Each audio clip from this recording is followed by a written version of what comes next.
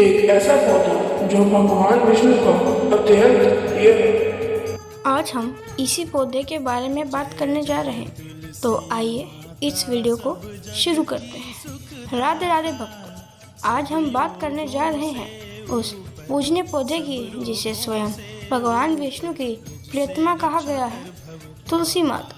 हर घर के आंगन में, हर द्वार पर, हर मंदिर में तुलसी का पौधा इसलिए लगाया जाता है क्योंकि यह सिर्फ एक पौधा नहीं बल्कि एक देवी स्वरूपा है और विशेष रूप से कार्तिक मास में तुलसी माता की सेवा करने का जो महत्व बताया गया है वह अनंत है।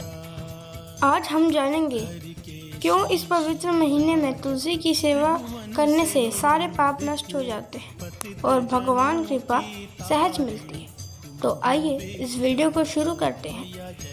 यह जो मंत्र आप स्क्रीन पर देख रहे हैं, इसका अर्थ है केवल तुलसी का एक पत्ता चढ़ाने से भी भगवान विष्णु इतने प्रसन्न हो जाते हैं कि वह भक्तों के सारे पापों को क्षमा कर देते हैं। तुलसी को विष्णु प्रिय कहा गया है, अर्थात भगवान विष्णु की अति प्रिय। जहाँ तुलसी का वास होता है वहाँ लक्ष्मी जी, विष्णु जी और धर्म का तत्व रहता है। क्यों कार्तिक मास में तुलसी सेवा को विशेष महत्व दिया गया है, आइए जानते हैं। कार्तिक मास को भगवान श्री हरि विष्णु का महीना कहा गया है।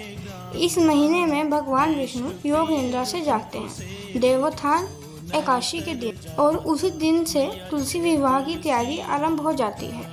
पुरानी कथा के अनुसार जब तुलसी जी ने भगवान से विवाह किया तो उसी दिन से हर साल कार्तिक मास में तुलसी विवाह मनाने की परंपरा चली। यह विवाह तुलसी माता और भगवान शालिग्राम के बीच होता है। यही कारण है कि इस महीने में तुलसी की सेवा, पूजा और दीपदान का असीम पुण्य फल मिलता है। के अनुसार वृंदा एक महान दैत्यराज कालनेमी की पुत्री थी। वह जलंधर नामक असुर की पत्नी बनी। उनके पतिव्रता शक्ति के कारण स्वयं देवता भी जलंधर को पराजित नहीं कर पाए। भगवान विष्णु ने देवताओं के हित के लिए जलंधर का वध किया, लेकिन जब वृंदा को यह पता चला कि रक्षा करते हुए भगवान ने छल से उसके पति का वध किया है तो उन्होंने भगवान विष्णु को श्राप दिया, हे विष्णु, तुम भी एक पत्थर बन जाओगे। और वही श्राप शालिग्राम रूप बना। बाद में जब वृंदा ने अपना शरीर त्याग दिया तब उनके शरीर से तुलसी का पौधा उत्पन्न हुआ। भगवान विष्णु ने कहा, तुलसी आज से तुम प्रिय हो और तुम्हारे बिना कोई पूजा नहीं करूंगा। इसलिए तुलसी दल के बिना भगवान विष्णु या श्री कृष्ण की पूजा अधूरी मानी जाती है। कार्तिक मास में तुलसी सेवा कैसे करें?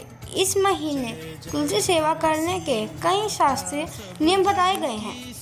प्रत्येक सुबह तुलसी को जल चढ़ाएं। स्नान के बाद तुलसी माता को गंगा जल या स्वच्छ जल से अर्घ दें। दीपदान करें। कार्तिक मास में संध्या के समय तुलसी के पास दीपक जलाने से यम भय से मुक्ति मिलती है और पितरों की शांति होती है। तुलसी की परिक्रमा करें। प्रतिदिन कम से कम 3, 5 या 7 बार तुलसी माता की परिक्रमा करें। कहते हैं तुलसी की एक परिक्रमा से हजारों तीर्थों का पुण्य प्राप्त होता है। भजन या कीर्तन करें। तुलसी के पास बैठकर भगवान का नाम जपना मन को पवित्र करता है और घर में सुख शांति बढ़ाता है। तुलसी सेवा से मिलने वाले फल। पुराने ग्रंथों में तुलसी सेवा के अनेक फल बताए गए हैं, जैसे पहला, जो तुलसी माता की सेवा करता है उसे मुक्ति और मोक्ष की प्राप्ति होती है। दूसरा, तुलसी के निकट जलाया गया दीपक अंधकार और नकारात्मक ऊर्जा को नष्ट करता है। तीसरा, तुलसी के पौधे के आसपास का वातावरण हमेशा पवित्र और ऊर्जावान रहता है। भगवान श्री कृष्ण स्वयं कहते हैं, हे तुलसी, जो भक्त पूजा करता है मुझे सबसे प्रिय। आध्यात्मिक रहस्य। तुलसी केवल भक्ति का प्रतीक नहीं है, वह समर्पण, पवित्रता और प्रेम का प्रतीक है। जब कोई व्यक्ति तुलसी की सेवा करता है वह अपने भीतर की नकारात्मक ऊर्जा, अहंकार और क्रोध को मिटाता है। तुलसी माता हमें सिखाती हैं, सेवा ही सबसे बड़ा साधन है और प्रेम ही सबसे बड़ी पूजा। तो भक्तों, इस कार्तिक मास में तुलसी माता की सेवा अवश्य करें, प्रेम से, श्रद्धा से और समर्पण भाव से, क्योंकि जब तुलसी माता प्रसन्न होती हैं तो स्वयं श्री हरि, विष्णु, लक्ष्मी माता और सभी देवता आपके घर में वास करते हैं।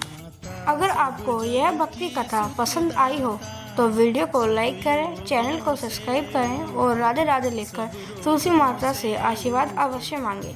राधे राधे। मैया जय तुलसी माता।